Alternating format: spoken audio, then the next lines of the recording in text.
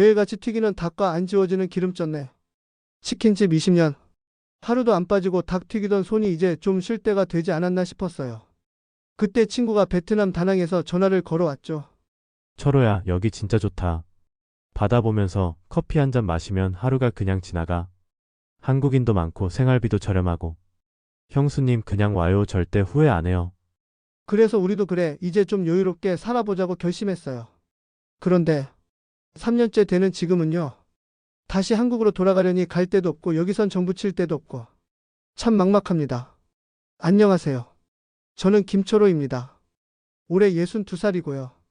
저는 아내 최정화예요. 60살입니다. 우리 부부는 대구에서 나고 자랐어요. 아내와 85년도에 결혼해서 벌써 40년 가까이 된 거네요. 결혼하고 나서 남구 대명동에 작은 치킨 가게를 차렸는데 그게 인생의 터닝 포인트였죠. 처음엔 정말 작았어요. 테이블 4개짜리 조그만 가게였는데 남편이 튀김 담당, 저는 서빙이랑 계산. 그렇게 20년을 했어요. 하루도 쉬지 않고요. 20년이면 정말 긴 세월이죠. 새벽 5시에 일어나서 재료 준비하고 밤 11시까지 장사하고 손님들이 사장님 치킨 정말 맛있어요라고 할 때마다 정말 보람을 느꼈어요. 그래도 힘들었지만 행복했던 시간들이었어요. 우리는 딸이 하나 있어요. 서울 직장에 다니면서 결혼해서 사랑스러운 6살 된 손녀도 있고요. 지금은 사위랑 다 같이 과천에 살고 있어요. 손녀 이름은 서연이에요. 정말 예쁜 손녀예요. 요즘도 서연이가 할아버지 할머니를 많이 그리워해요.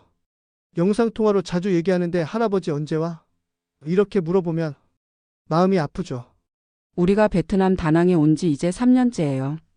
처음엔 새로운 인생의 시작이다 라고 생각했는데 지금은 많이 달라졌어요. 사실 이런 얘기하는 게 쉽지 않아요.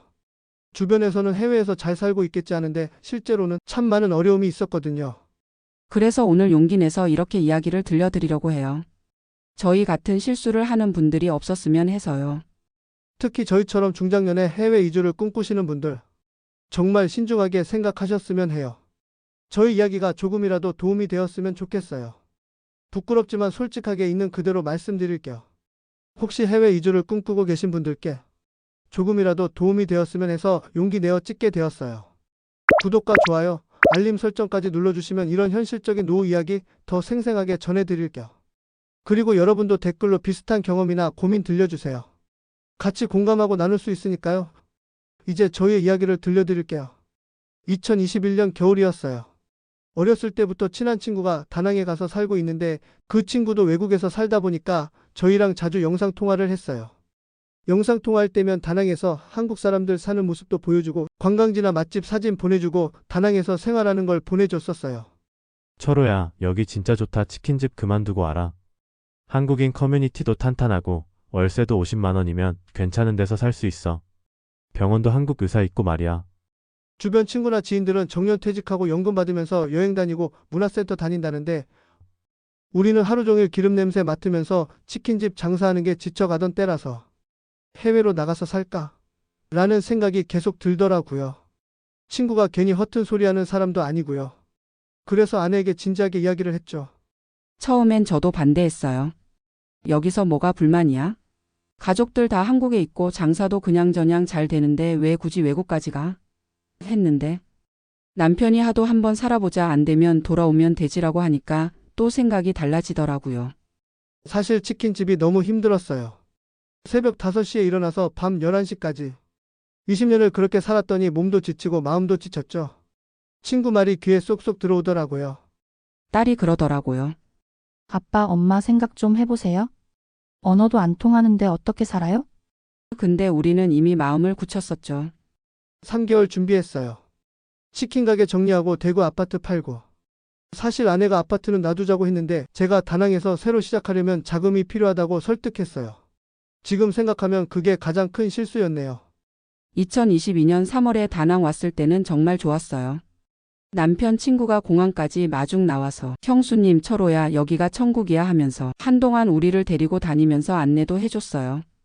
처음 6개월은 진짜 꿈 같았어요. 매일 바다 보면서 커피 마시고 베트남 여기저기 유명하다는 관광지는 다 다녔어요. 국내선이니까 한국에서 올 때보다 훨씬 가깝고 편했죠. 하롱베이도 가고 나트랑도 가고 푸꾸옥도 다녀왔어요. 아, 이래서 황혼 이주에서 사는 건가 싶었죠. 어때? 여기가 좋지? 나도 처음엔 적응 힘들었는데 이제는 한국 갈 생각도 안 나. 그동안 한국에서 고생했으니까 여기서 편하게 쉬어. 나중에 경력 살려서 치킨집 하나 차리면 진짜 대박 날 거야. 그때는 뭘 몰랐어요. 우리가 한 건 그냥 긴 여행이었던 거죠. 잠깐 지내던 곳도 친구가 구해준 곳이고 아플 때도 없었고 복잡한 일도 없었고요. 매일이 일요일 같았죠. 근데 여행 자금도 생각보다 빨리 떨어지고 이제 진짜 여기서 살아야겠다는 생각이 드니까 그때부터 현실이 보이기 시작했어요. 7개월째 되던 어느 날이었어요. 갑자기 배가 아파서 병원을 가야 했는데 그때 처음 깨달았죠. 아, 우리가 정말 외국인이구나. 새벽 3시쯤 갑자기 배가 너무 아팠어요. 맹장염인 줄 알았죠. 남편이 허둥지둥 택시 잡아서 병원에 갔어요. Chào chị có vấn đề gì? 배요, 배 아파요, 아프다고요. 스토마 페인. 손짓 발짓으로 설명했는데 답답하더라고요. 그때 한국어 하는 직원 있다고 해서 30분 기다렸어요.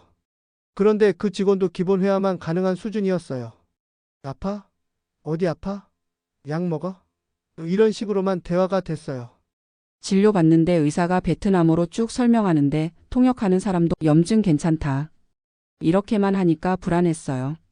정확한 진단이 뭔지 어떤 약인지 언제까지 먹어야 하는지 도통 알 수가 없으니까요. 그날 병원비만 150만 원 나왔어요. 한국보다 훨씬 비쌌죠. 보험도 제대로 안 되고요. 여기서 큰 병이 생기면 어떡하나 싶더라고요. 한참 지나고 나서야 한국인들도 많이 가는 큰 병원이 있다는 걸 알게 됐어요. 그때부터 불안해지기 시작했어요. 한국에서는 병원 가는 게 일도 아니었는데 여기서는 아프면 안 된다는 부담감이 정말 무서웠어요. 다낭에 오기 전 친구가 월세 4, 50만 원이면 괜찮은 데서 살 수 있다고 하더라고요. 근데 막상 와보니 그런 집들은 다 외곽이거나 시설이 너무 안 좋았어요. 한국 사람들이 많이 사는 지역이에요. 여기는 월 800달러. 한국 돈으로 105만 원 정도요. 105만 원이면 대구에서 살던 것과 별 차이가 없잖아요. 게다가 에어컨 전기세가 장난이 아니에요. 한 달에 30만 원씩 나와요. 집 구조도 달라서 비가 오면 습기가 차고 곰팡이 피고 한국에서 쓰던 가전제품은 전압이 안 맞아서 다시 사야 하고 그리고 인터넷, 케이블 TV 이런 것들 설치하려면 다 베트남어로 신청해야 해요. 서류도 다 베트남어고요. 수호 씨한테 계속 부탁드리기도 미안하고요. 어느 날 계산해보니 한국에서 살 때보다 생활비가 오히려 더 나오더라고요. 제일 힘든 건 장 보는 거였어요. 시장 가면 베트남어로 흥정해야 하는데 그냥 가격표 보고 사니까 바가지 쓰는 느낌이고 마트 가면 한국 제품들은 다 비쌌고요. 베트남이 물가가 싸다는 건 현지인 기준이었던 거죠. 한국 식당에서 밥을 먹으면 한국에서 사 먹는 것보다 비싸거나 비슷했어요. 그래서 집밥을 해 먹으려고 장을 봐도 한국 식료품은 한국에서 사는 거랑 가격이 비슷해서 생활비가 전혀 적지 않았어요. 10개월쯤 지나니까 통장 잔고가 심각하게 줄어들었어요. 매달 생활비만 200만 원씩 나가는데 들어오는 건 없으니까 말이죠. 그래서 아내한테 말했죠. 여보, 이래서는 안 되겠어. 내가 20년 해본 치킨집을 여기서 해보자. 처음엔 반대했어요. 여기서 장사가 될 것 같아? 말도 안 통하는데. 라며 걱정이 먼저 되더라고요. 어느 날 남편 친구와 함께 만났는데요. 한식당 하면 잘 될 거야. 다낭에 한국 관광객 진짜 많이 와. 현지 한국인들도 한국 음식 그리워하니까 금세 단골이 많이 생길 거야. 라고 하더라고요. 철호야, 내가 여기 3년 살아보니까 알겠는데 한식당이 제일 안전해. 특히 치킨은 베트남 사람들도 좋아하고 한 달에 1,000만 원은 벌 수 있을 거야. 그 말에 혹해서 다낭 한인타운 쪽의 상가를 알아봤어요. 부동산에서 여기는 한국인들 많이 다니는 골목이에요. 월세 200만 원인데 장사만 잘하면 충분히 뽑을 수 있어요 라고 하더라고요. 인테리어 업체에서 견적 받아보니 2천만 원이래요. 거기다 치킨 튀김기, 냉장고, 테이블, 장비까지 하니까 5천만 원이 나왔어요. 정말 마지막 기회라는 생각으로 한국에서 가져온 돈 거의 다 쏟아부었죠. 오픈 초기에는 정말 희망적이었어요. 한국인 관광객들이 오, 여기 치킨집 새로 생겼네 하면서 몰려왔거든요. 그때는 하루 매출이 80만 원 정도 나왔어요. 아, 이거 될 것 같다 했죠. 그런데 문제는 오픈 2달 무렵부터 시작됐어요. 한국인 직원을 구하려니 인건비가 너무 비싸고 베트남 직원을 고용했는데 소통이 안 되더라고요. 그나마 한국어를 할 줄 아는 베트남 직원을 채용했어요. 그런데 어느 날 직원이 그러더라고요. 사장님, 베트남 사람들 치킨 많이 안 먹어요. 너무 기름져요. 그리고 가격이 베트남 음식보다 3배 비싸요. 30만 동이면 베트남에서 한 끼가 아니라 하루 식비예요. 그때 깨달았어요. 제가 한국 감각으로 가격을 매긴 거죠. 한국인 관광객만으로는 장사가 안 되는구나. 그래서 현지인 맞춤으로 메뉴를 바꿔보려고 했는데 이것도 쉽지 않더라고요. 더 큰 문제는 경쟁 업체들이었어요. 바로 옆 골목에 치킨 전문점이 벌써 3개나 있는 거예요. 거기는 다 자리 잡은 지 몇 년 됐고 단골도 많았어요. 우리는 완전 후발주자였죠. 사장님, 죄송한데 저희가 자주 가던 다낭치킨이 더 맛있어요. 거기는 가격도 좀 더 싸고 배달도 해주시거든요. 그 말 듣고 정말 충격받았어요. 20년 치킨집 했던 자부심이 있었는데 여기서는 아무 의미가 없더라고요. 3달째 되니까 더 심각한 문제들이 나타났어요. 보건소에서 나와서 허가증 문제 있다. 서류 다시 내라 하는데 전부 베트남어예요. 무슨 말인지 모르니 통역사를 부를 수밖에 없었어요. 뭔가 위생 기준에 안 맞는다고 하네요. 기름 처리 시설이 문제인 것 같고 벌금 2천만 동 나왔어요. 법적으로 잘하는 통역사를 구하기도 어려울 뿐더러 일반 통역비만 해도 한 번에 200만 동씩 나가는데 허가 관련해서 한 달에 2~3번은 불러야 하니까 정말 답답했어요. 그렇게 6개월 정도 지나니까 상황이 명확해졌어요.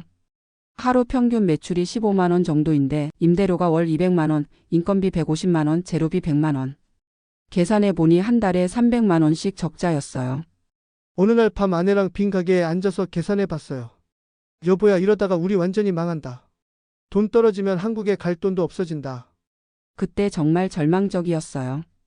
한국에 있는 딸한테 전화했더니 엄마, 아빠 그만하고 들어오세요. 제가 대출 받아서라도 도와드릴게요. 라고 하더라고요. 딸 목소리 들으니까 눈물이 나더라고요. 10개월째 더 이상 버틸 수 없다고 판단했어요. 가게 정리하면서 장비들 팔려고 중고업체 불렀는데 이런 거 사는 사람 없다면서 그냥 두고 가라더라고요. 5천만 원 들인 게 휴지 조각이 된 거죠. 마지막 날 가게 문 닫으면서 정말 막막했어요. 한국으로 돌아가자니 갈 집도 없고 다낭에서 계속 살자니 더 이상 버틸 돈도 없고요. 그때 처음으로 아내한테 말했어요. 미안해, 내가 너무 성급했나 봐. 아파트 팔지 말걸. 아내가 그러더라고요. 이제 와서 후회해도 소용없어. 우리 앞으로 어떻게 할지 생각해보자. 이렇게 우린 치킨집 연지 10개월 만에 완전히 문 닫았어요. 그날 밤 집에 돌아와서 둘이 말없이 앉아있는데 정말 처음으로 한국으로 돌아가야겠다는 생각이 들었어요. 근데 문제는 돌아갈 집이 없다는 거였죠. 지금 저희 상황을 솔직히 말씀드리면 진퇴양난이에요. 다낭에서는 정착하기 어렵고 한국으로 돌아가자니 갈 곳이 없어요. 대구 아파트는 이미 팔았고 딸네 집에 들어가서 살 수도 없고 말이죠. 요즘 남편하고 매일 얘기해요. 그때 아파트를 팔지 말았어야 했다고요. 치킨집도 성급하게 정리했던 것 같아요. 1~2년 임대라도 주고 와서 적응 기간을 가졌어야 했는데 말이에요. 다낭이 나쁜 곳은 아니에요. 정말 아름다운 도시고 날씨도 좋고 관광할 곳도 많고 음식도 한국인에게 잘 맞고요. 근데 살기 좋은 곳과 살아낼 수 있는 곳은 다르더라고요. 저희는 관광객으로 본 다낭만 생각했던 거죠. 해외 이주 생각하시는 분들께 꼭 말씀드리고 싶어요. 이주를 가고 싶은 곳에서 관광만 하지 말고 정말 현지인처럼 최소 6개월에서 1년은 살아보세요. 그리고 한국에서의 터전을 완전히 없애지 마세요. 혹시라도 다시 한국으로 가고 싶거나 가야 하는 상황이 생긴다면 돌아갈 곳이 있어야 하니까요. 저희처럼 모든 걸 정리하고 오면 정말 막막해집니다. 여기까지 저희의 다낭 이주 실패담이었습니다. 부끄럽지만 이런 이야기라도 누군가에게 도움이 되었으면 해요. 50대 이후에 해외 이주를 꿈꾸고 계시다면 저희 이야기 꼭 참고하셨으면 좋겠어요. 비슷한 경험이 있으시거나 조언해 주실 분들이 계시다면 댓글로 많은 이야기 나눠주세요. 서로 위로하고 도움이 되는 공간이 되면 좋겠습니다. 많이 공감되셨다면 구독과 좋아요, 그리고 알림 설정도 부탁드려요. 당신의 찬란한 은빛 일상을 응원합니다.